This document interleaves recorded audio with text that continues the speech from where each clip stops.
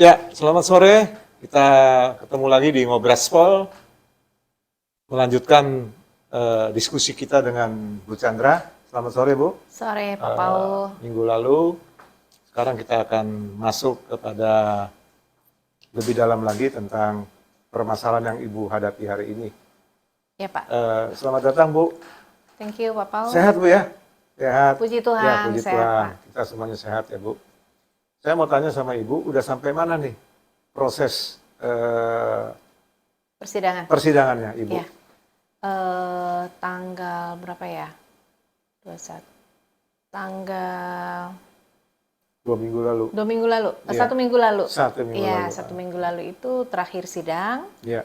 Itu kesaksian dari pihak penggugat. Penggugat. Iya, nanti tanggal 21 akan ada lagi saksi dari pihak penggugat, Pak. Nah, harapan Ibu dengan proses yang persidangan sedang berjalan ini, Ibu, apa sih yang Ibu tuntut dari kasusnya Ibu ini, apa yang Ibu inginkan dari persidangan? Iya, Pak Paul, tentunya saya ingin perlakuan yang fair, persidangan yang clean, yang sesuai dengan realita yang terjadi. Misalnya contoh, kalau saya dibilang wan prestasi, contoh ya Pak ya, kalau saya digugat wan prestasi, harusnya yang Bapak lihat di sini nggak ada Pak. Wow. Ya, karena inilah prestasi saya yang sudah saya berikan. Piagam-piagam ya, kami dapatkan dari hasil kerja keras kami. Ini dari plakat dan penghargaan ya Pak. Kalau dari preminya, itu sudah puluhan miliar Pak, yang ini sudah kami setorkan. Ini udah selama berapa tahun ini Bu? Dapatkan ini sebenarnya praktis, ya. Ini praktis hanya 2 tahun pertama Pak. 2 tahun segini banyak dapat penghargaan betul, ya? Betul. Masih dibilang wan prestasi. Betul. Nah, yang tadi Bapak tanyakan, apa yang saya harapkan? Ya. Yang saya harapkan adalah adanya apa ya, istilah kalau saya bilangnya sebuah penilaian yang fair.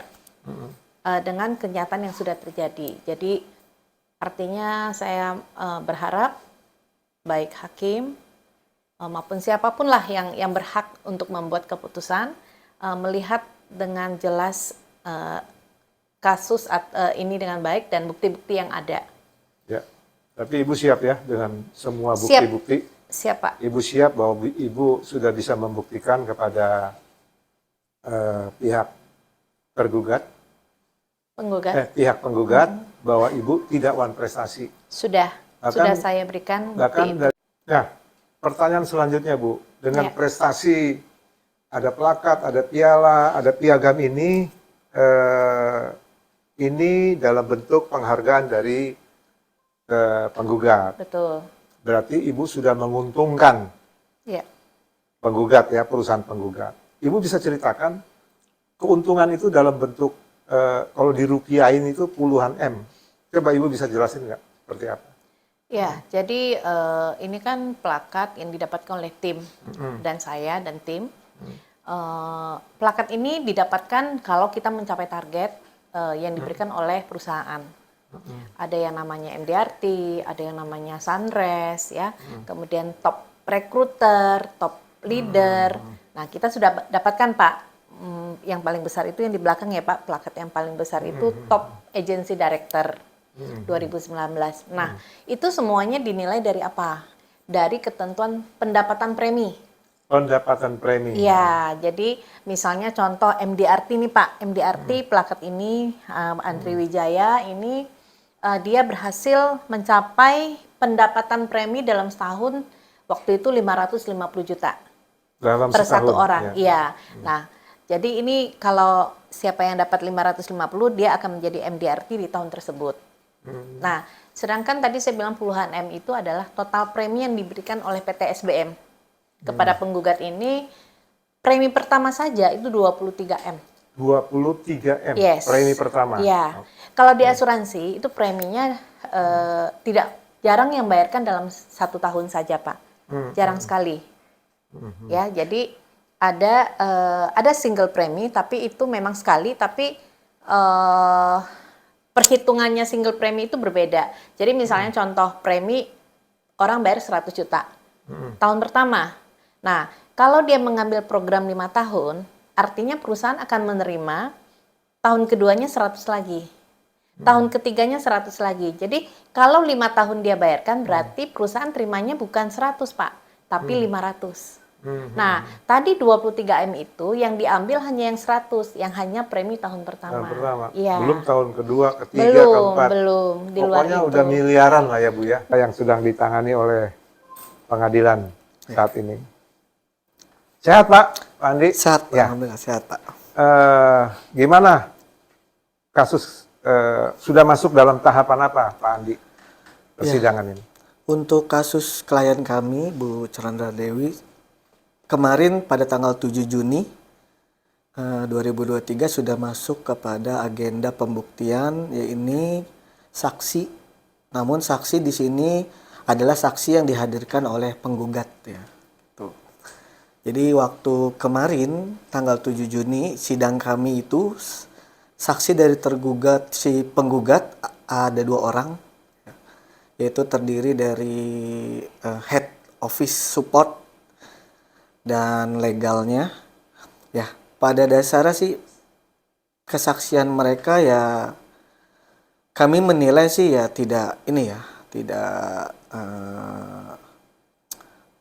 benar-benar ya, namanya dia pekerja ya, walaupun di dalam aturan undang-undang dia tidak termasuk yang tidak diperbolehkan untuk menjadi saksi. Tapi kita tahulah yang namanya seorang pekerja, bila mana si pemberi kerjanya itu meminta mereka untuk berbuat sesuatu, pastinya secara alamiah atau psikologinya tetaplah dia kan akan membela ya, tanda kutip ya. Pasti kita menilai ya membela gitu. Karena apa? Di dalam kesaksian mereka itu, pada saat si kuasa hukum penggugat bertanya, mereka sangat lancar sekali menjelaskan tentang adanya wan prestasi, yaitu menjelaskan pemasukan berapa, pengeluaran berapa, kekurangan berapa, itu angka-angkanya mereka dapat jelaskan dengan cukup baik lah menurut kami. Tapi pas kami yang memberi pertanyaan yang sama dengan konteks yang berbeda, mereka tidak menjawab segamblang itu gitu. Makanya pada saat itu ya kita berjuang keras supaya mereka itu mau menjelaskan seperti apa adanya gitu kan.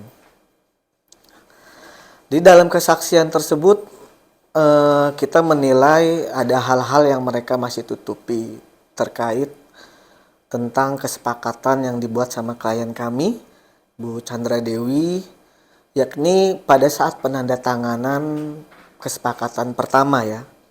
Itu kan kita menanyakan apakah kesepakatan tersebut itu sudah dijelaskan pasal per pasal gitu. Karena melihat asas proporsionalitas ya, di dalam keperdataan asas proporsionalitas itu sangat penting supaya perikatan yang dibuat para pihak itu menjadi perikatan yang saling menguntungkan, bukan saling merugikan. Nah, asas proporsionalitas sendiri itu kan berarti di dalam pembuatannya itu harus ada etikat baik atau good fight. Asas etikat baik juga itu termasuk asas di dalam keperdataan. Artinya semua pihak dalam membuat perikatan itu harus ada etikat baik dulu untuk berbuat. Nah, barulah masuk ke pasal 1320 ya, 1338 asas kebebasan berkontrak, 1320 yang menjelaskan tentang syarat sahnya suatu perikatan atau perjanjian. Nah, di situ kita pertanyakan, apakah klien kami itu sudah mengerti dengan kesepakatan yang dibuat? Karena kami menilai kesepakatan yang dibuat itu tidak proporsionalitas, artinya hanya menguntungkan satu pihak. Contoh, dalam segi perhitungan target saja ya, kita bisa menilai secara logis bila mana target yang diberikan kepada klien kami itu di tahun pertama tidak mencapai, misalnya ya, tidak mencapai 87%, artinya di bawah 87%, klien kami harus mengembalikan uang keseluruhan yang diterimanya. Nah, pada saat itu menerima Ibu 21 ya. Berapa, Bu?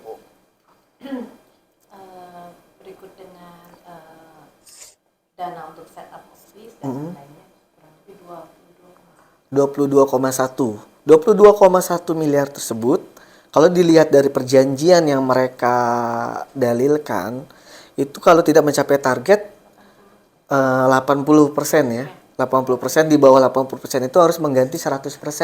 Artinya mengembalikan dana yang diterima oleh klien kami. Nah, lalu dan itu tidak hanya di tahun pertama, Pak. iya.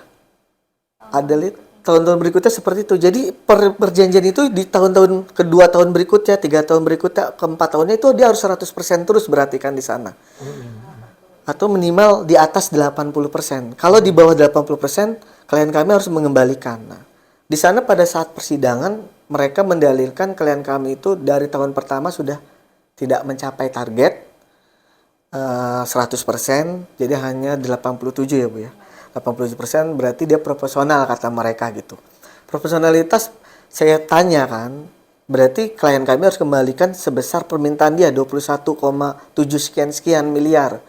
Lalu apa yang sudah dihasilkan sama klien kami itu kemana gitu? Yang sudah berapa Bu? Total sampai laporan terakhir itu 23M. Nah, 23M. Itu baru premi pertama ya, tahun Ya. pertama. Premi tahun pertama. Premi ya. Jadi yang sudah dihasilkan oleh klien kami PT SBM sebagai tergugat itu kan sudah 23 miliar. Elokkah kalau dia harus mengembalikan dana yang diberikan oleh si penggugat sebesar permintaannya 21,7 sekian gitu. Maka di mana asas proporsionalitas tersebut gitu, asas good faith atau etikat baik para pihak dalam membuat kesepakatan. Nah, jadi dari situlah kami menyoroti ya untuk sekarang ini karena persidangan baru mencapai seperti itu ya. Kita belum tahu seperti apa ke depannya, tapi harapan kami majelis hakim bisa melihat itu gitu, bisa mempertimbangkan apa yang sudah diperbuat sama klien kami yang Pak Paul lihat sendiri ya. Prestasi-prestasi dari klien kami sendiri secara prestasi sudah memberi atau membuat nama harum bagi si penggugat ya. Lalu secara premi juga sudah 23 miliar. Kalau kita berpikir 23 miliar dengan pemberian dari penggugat 22, sekian miliar, secara premi saja itu baru di tahun pertama itu sudah menutupi. Walaupun menurut mereka targetnya tidak ya. Tapi secara premi tahun pertama menutupi. Dan tahun kedua bisa mendapat lagi ya Bu ya? Dari yang 23 miliar itu, kalau nasabah bayar dan kebanyakan nasabah bayar itu masih ada tahun kedua, ketiga. Contoh saja ada nasabah kita yang sudah bayar 5 tahun. Dan sampai saat ini polisnya masih harus bayar 2 tahun lagi. Iya. Nah, kalau 5 tahun dikalikan dengan waktu itu dia ada masuk 50 juta, berarti sudah 250 juta. Hitungannya itu baru 50 juta. Padahal si perusahaan itu sudah terima 5 kali lipat. Tuh, Ya. Pak Paul. Oke. Seperti Ada- itulah. Iya, ada juga yang waktu itu tahun pertama, suaranya kedengaran. Kedengaran. Ya, terima kasih penasihat hukum Pak Andi dan Ibu Ya. Chandra Dewi. Tadi sudah dijelaskan tentang proses yang sedang berjalan. Ya. Kalau lihat dari piagam atau penghargaan piala-piala ini, mudah-mudahan hakim yakin bahwa Ibu kerja bener lah. Amin. Memang kalau lihat dari tadi yang Pak Andi katakan, ada perjanjian-perjanjian yang dibuat. Mungkin Ibu Chandra Dewi kurang detail, mungkin bacanya sehingga dia tanda tangan, atau memang sengaja nggak disodorin ya. Banyak lah hal-hal perjanjian ya, seperti perjanjian yang lain-lain gitu juga, banyak yang kena prank lah kira-kira gitu. Nah, kita harapkan sidang-sidang berikutnya menghadirkan saksi-saksi kembali dengan bukti-bukti yang ada, ya kira-kira gitu ya Pak. Ya, Penasihat betul hukum, Pak ya. Paul. Hukum, keadilan, dan kebenaran bisa ditegakkan di negara kita ini. Terima kasih. Oh, ada tambahan? Iya, saya mau ada tambahan. Sampai dapat ini prosesnya bagaimana, Bu? Silakan, Bu. Oke, Pak. Baik, terima kasih. Jadi piala-piala ini bukan punya saya sendiri, Pak. Oh, Ya, ini banyak juga piala-piala tim yang saya pinjam.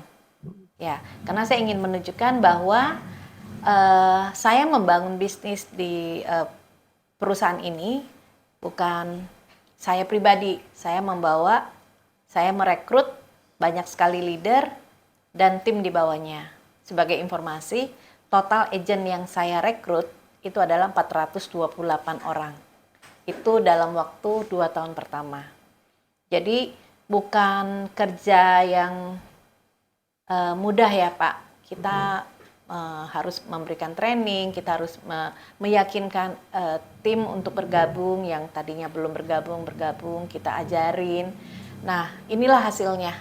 Kalau seandainya tidak terjadi ada insiden yang merugikan, membuat tim saya ini jadi tidak berproduksi ya, saya yakin bahwa harusnya piala ini akan jauh lebih banyak lagi Pak. Itu Pak. ya, Ibu Chandra Dewi, Ya. Pak Andi Lala sebagai penasihat hukum, masih ada lagi beberapa kali persidangan ya, jadwal persidangan.